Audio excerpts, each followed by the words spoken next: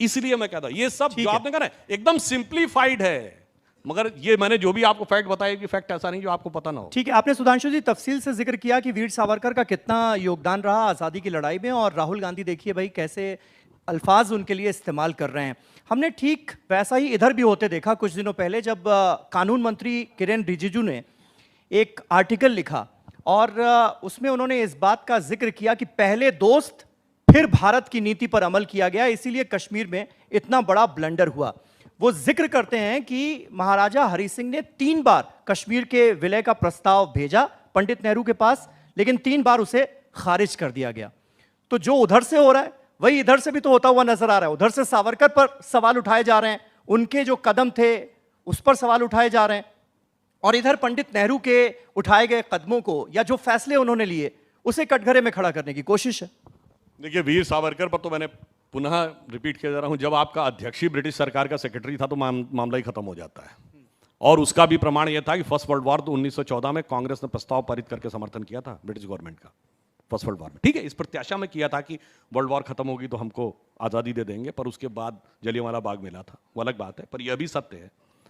परंतु जो आप ये कहने का बात कर रहे हैं, नेहरू जी ने जो बात की तो सिर्फ एक सिंपल सी बात, चलिए बाकी किताब में क्या लिखा छोड़िए, एक ही जगह थी जहां नेहरू जी ने इंटरेस्ट लिया, और अगर रियासतों के एकीकरण का महकमा सरदार पटेल के पास था तो नेहरू जी ने कश्मीर को उससे अलग क्यों रखा? फिर सब कुछ सरदार पटेल को दे देना चाहिए था। जब गृह मंत्री के रूप में रियासतों का एकीकरण का विभाग सरदार साहब देख रहे थे तो सिर्फ कश्मीर ही नेहरू जी क्यों देख रहे थे? दूसरा, जो किरेन रिजिजू जी ने कहा, किरेन रिजिजू जी का विषय तो अपनी जगह, उस समय जो वहां की रियासत के प्राइम मिनिस्टर थे मेहर चंद महाजन, जो बाद में भारत के चीफ जस्टिस भी बने, उन्होंने अपनी किताब में लिखा है कि मैं 24 अक्टूबर को दिल्ली आ गया, 3 दिन तक नेहरू जी ने निर्णय ही नहीं लिया, और वो बार बार ये कह रहे थे कि पहले विलय की शर्तें तय हो जाएं, और विलय की शर्त में यह थी कि शेख अब्दुल्ला को सत्ता दे दी जाए, जबकि शेख अब्दुल्ला जेल में थे महाराजा हरि सिंह के विरुद्ध आंदोलन करते हुए।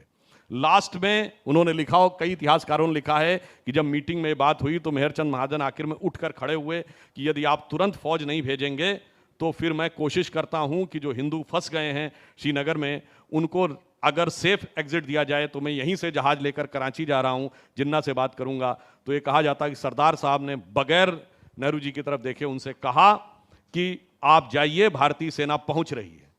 और उसके बाद उन्होंने शेख अब्दुल्ला की तरफ देखा, और उसके बाद नेहरू जी की तरफ देखा,